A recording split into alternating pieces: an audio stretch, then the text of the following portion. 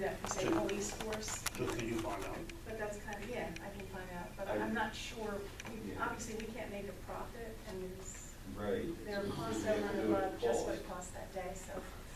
I It's did on my talk list. to Estes Waters earlier, and he said it might be too late in the year because it would take a little time to get some numbers, but they're going to open their bids up, their next meeting, which is the first Monday in October. And he called me back about 6:15 on my way up here, and he talked to another supervisor, and said the only way he could see us even being reasonable would be for us to pick a bid packet up and bid on it. No, This that would one I'm be pretty sure legal is a no. stuff that would have to be looked at. I doubt it would be enough time, would they understand that, but you guys would have to figure that out. Okay. No, we can look into it. Joe? Go ahead, Jeff.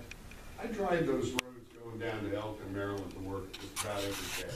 And I can tell you, their roads are not in very good shape. It would be very hard on our equipment. The roads are narrow, they don't have the kind of widths that we have, the nice lines so you can see when you're out there in the blizzard.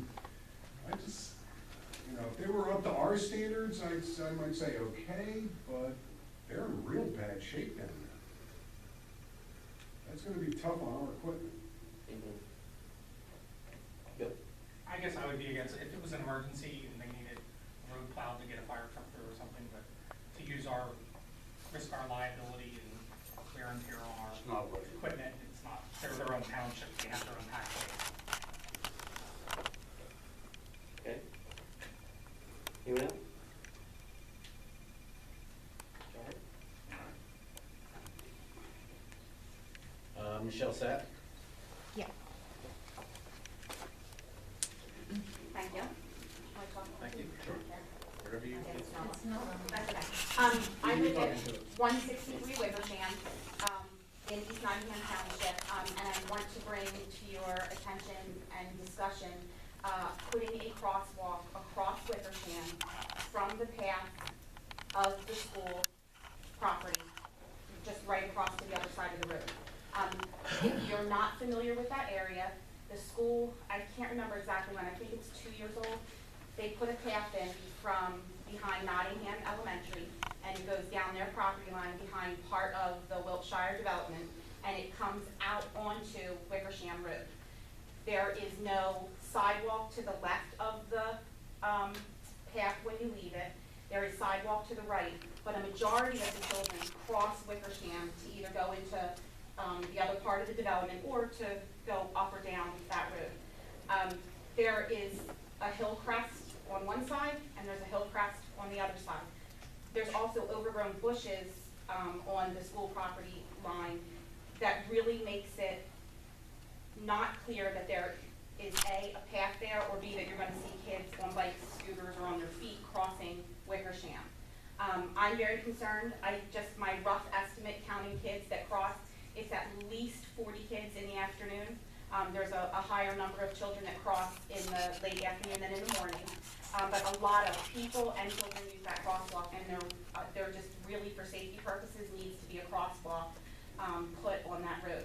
I did bring it to the attention of Ms. Sheese. I came in earlier in the summertime, I think maybe June-ish, and we discussed the idea of it. She encouraged me to go and speak to the school board because we, in our discussion, thought that it could be the obligation of perhaps the school board, or the school district, excuse me, to put it in there because they put the path in. I did go to the board meeting. I brought up the issue with them. They seemed receptive to the fact that there does need to be, concern for the children that are crossing that road. However, a follow-up phone call from Ms. Atwood indicated that the township is concerned that they would have a liability of putting a crosswalk down. They told the district the district told me that they cannot put a crosswalk down because the road belongs to East Nottingham Township. The township in turn told Ms. Atwood that they are concerned about a liability to put a crosswalk across that road. I do not understand how that can be a liability. You're going to have just as much, if not more, liability if someone gets killed on that road and there isn't a crosswalk.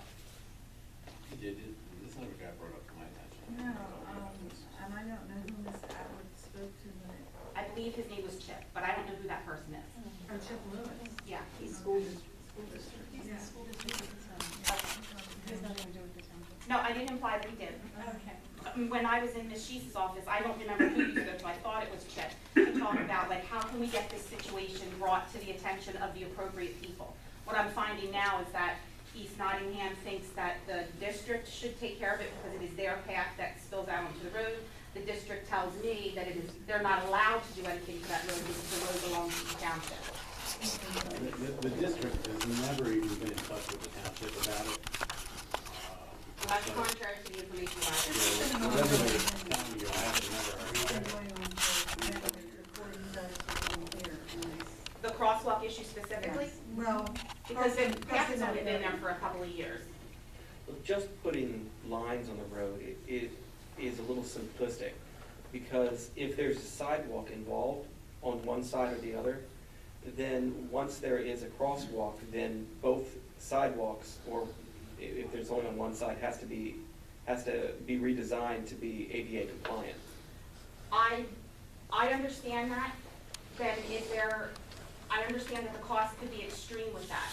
Do we not fall under any kind of exclusion because of the level of traffic or the level of commuters on that road, because it's such a small road in comparison to other, 4-lane, whatever highways? Sidewalk Wiltshire owns, I believe the it's homeowners Wiltshire. association owns the sidewalk.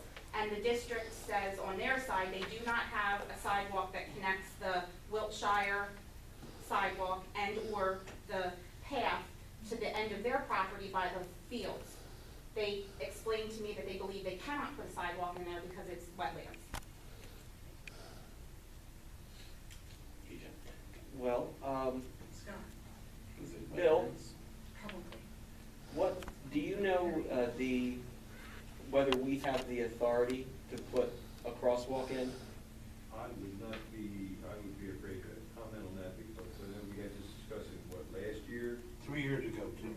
And it was pretty much said that we couldn't do that for the liability issue with kids crossing the street. What is the liability? No crossing guards. The township would then say this is a safe place to cross. And which is exactly the point of a crosswalk, to identify a safe place to cross the road. There is no safe place on that road. But that's what you're saying. Right. So then we're designated, okay, this is fine. Right. People rely on that and it's not. And if my kid gets killed on the road right now, the first place I'm coming is you, whose liability is not to make it safe? I don't think that's helpful. No, I do, because I think the liability issue is just an excuse not to pursue the reason why we need to have a crosswalk. We're talking about the safety of a lot of children that cross that road.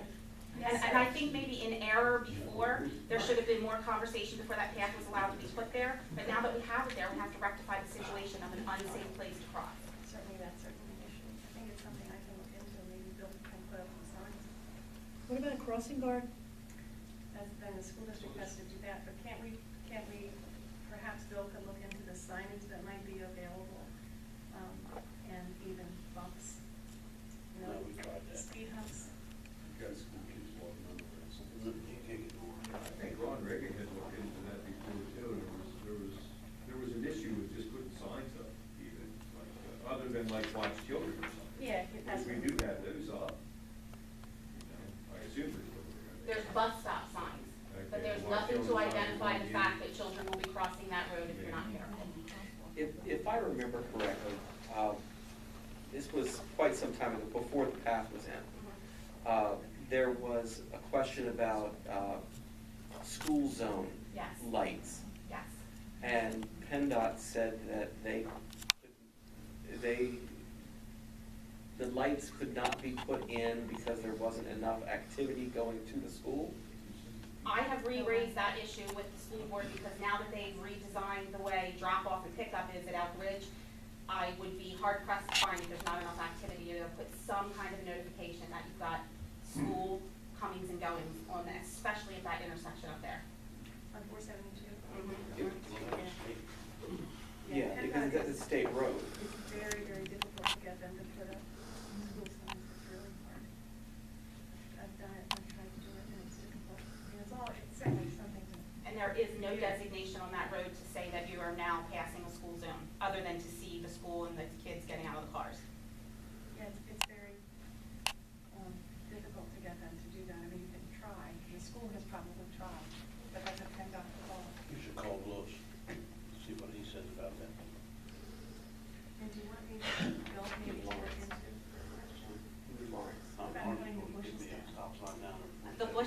I have raised that issue with the school district.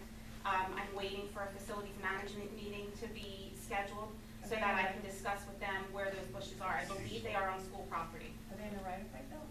Yeah. And it's not so much that the bushes need to be chopped back, they need to be, the height of them is obstructing the view of the path. Now, is this coming out of one of the streets, or? If you travel from Elk Ridge down Wickersham, on the right-hand side, just as you pass the end of the sidewalk, there's a lot of shrubbery.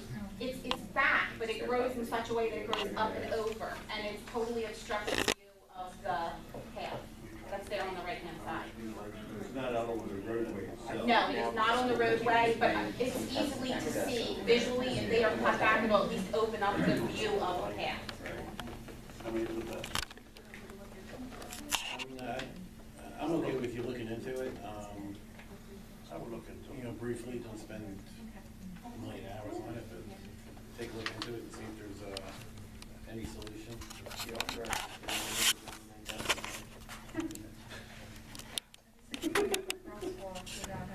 No, if you can look into it and just find out what's going on. If there's anything the township can do. Thank you for your time. Thank you. All right, I think we should go to the school.